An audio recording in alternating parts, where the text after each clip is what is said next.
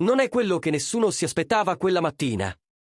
Prima di iniziare, lasciate un like, iscrivetevi e attivate la campanella per non perdervi nulla. Oggi parleremo di un argomento scottante che ha infiammato le conversazioni nelle ultime ore. Ma prima diamo un'occhiata alle ultime notizie. Negli ultimi tempi sono circolate forti voci sulla possibilità che Stefano Pioli prenda il comando del Napoli nella prossima stagione. Il giornalista Adriano Ancona, intervenuto ai microfoni di Radio CRC, ha espresso la sua opinione su questa ipotesi e ha analizzato anche la prestazione del Milan, che domenica affronterà il Napoli in una partita importante.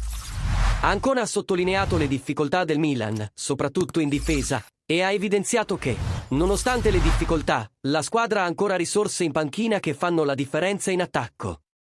Ha sottolineato che anche se il Milan vincesse, non garantirebbe necessariamente la permanenza di Pioli.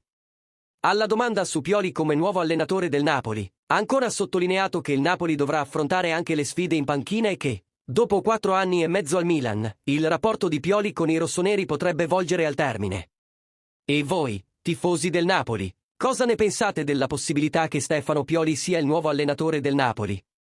Lasciate le vostre opinioni nei commenti, non dimenticate di mettere mi piace, di iscrivervi al canale e di attivare la campanella per non perdere nessun aggiornamento. Non vediamo l'ora di vedere come si svilupperà questa storia. Forza Napoli, sempre!